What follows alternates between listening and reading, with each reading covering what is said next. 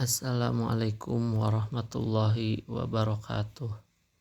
Teman-teman, kita setiap tahun selalu melaksanakan ibadah kurban.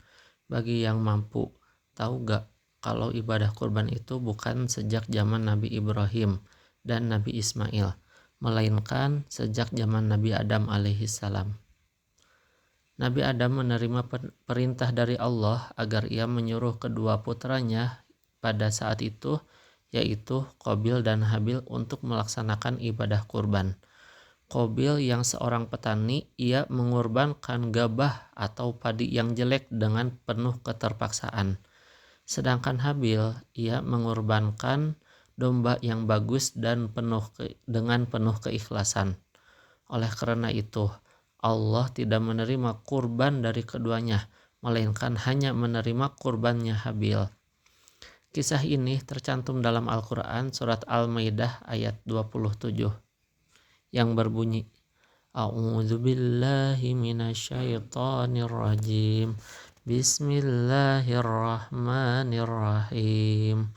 Watlu alaihim naba'a bani Adam bilhaq idza qarraba qurbana fatuqabbila min ahadihima wa lam yutaqabbal minal akhar qala la'aqtulannaka qala innama yataqabbalullahu minal muttaqin, yang artinya, ceritakanlah kepada mereka kisah kedua putra Adam, yaitu Habil dan Qabil.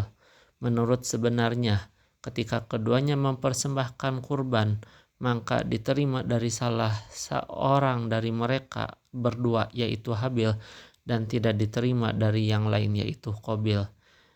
Lalu Qabil berkata, "Aku pasti akan membunuhmu." Lalu Habil menjawab, "Sesungguhnya Allah akan hanya menerima kurban dari orang-orang yang bertakwa."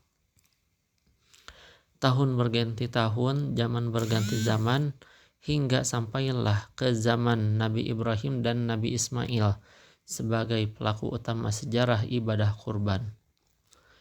Nabi Ibrahim adalah seorang nabi yang sangat dekat dengan Allah, sehingga ia memiliki gelar Khalilullah, yang artinya kekasih Allah, peringkat kedua setelah Rasulullah Muhammad SAW. Di masa hidup Nabi Ibrahim, ia menikah 2 kali. Yang pertama dengan Siti Sarah dan yang kedua dengan Siti Hajar. Saat bersama istri pertama, yaitu Siti Sarah, Nabi Ibrahim belum dikaruniai anak. Hingga pada suatu saat Nabi Ibrahim menikah dengan Siti Hajar, beliau dikaruniai anak dan diberi nama Ismail. Ketika Nabi Ibrahim dikaruniai seorang anak, Allah menguji kesabaran untuk yang pertama kalinya dengan memerintahkan Nabi Ibrahim untuk pergi bersama anak dan istri dari negeri Palestina ke Mekah yang tandus. Lalu, ketika sampai di Mekah, Allah memerintahkan Nabi Ibrahim untuk meninggalkan istri dan anaknya di Mekah dengan berbekal sekantung kurma dan sebotol air minum. Nabi Ibrahim pun pergi meninggalkan anak dan istrinya. Dengan tangis dan berat hati, Nabi Ibrahim tidak sanggup menoleh ke belakang. Siti Hajar pun berkata, "Wahai Ibrahim, kemana engkau akan pergi?" Nabi Ibrahim sama sekali tidak menjawab dan pergi. Lalu Siti Hajar bertanya lagi, "Wahai Ibrahim, kenapa engkau tinggalkan aku di sini?" Dan lagi Nabi Ibrahim sama sekali tidak menjawab dan pergi. Lalu Siti Hajar bertanya untuk yang ketiga kalinya, "Wahai Ibrahim, apakah ini adalah perintah Allah?" Nabi Ibrahim pun menjawab, "Ya, benar." Ketika Siti Hajar mendengar jawaban Nabi Ibrahim, maka hatinya tenang. Ia percaya bahwa Allah tidak akan meninggalkan hambanya kelaparan di negeri yang tandus. Ismail adalah anak satu-satunya yang sangat dicintai oleh ayahnya. Oleh karena itu, setelah Nabi Ismail mulai mengerti atau tamyiz, Allah menguji kesabaran Nabi Ibrahim untuk yang kedua kalinya dengan perintah untuk menyembelih anaknya dengan perintah lewat mimpi.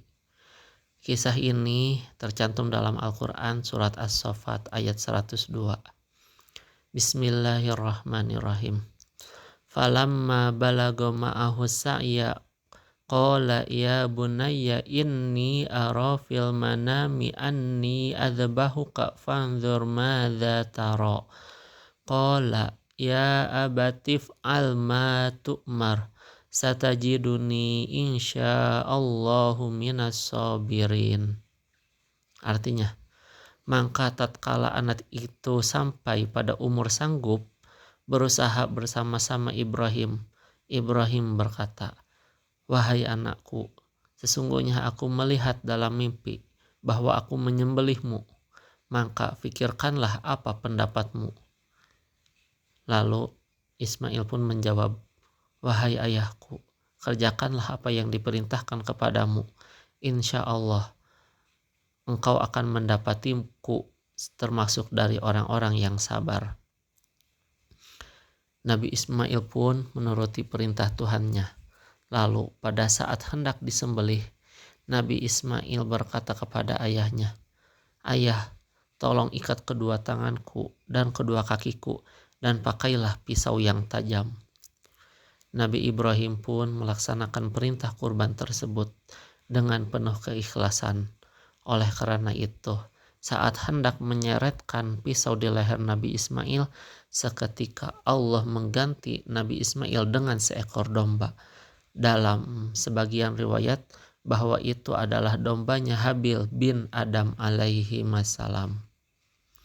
Tahun berganti tahun, zaman berganti zaman, hingga sampailah ke zaman Rasulullah Muhammad sallallahu alaihi wasallam. Dan syariat Nabi Muhammad ibadah kurban bisa menggunakan domba, kambing, sapi, dan unta. Syariat ini berlaku hingga akhir zaman. Alhamdulillah. Wallahul muwaffiq ila aqwamit thoriq. Assalamualaikum warahmatullahi wabarakatuh.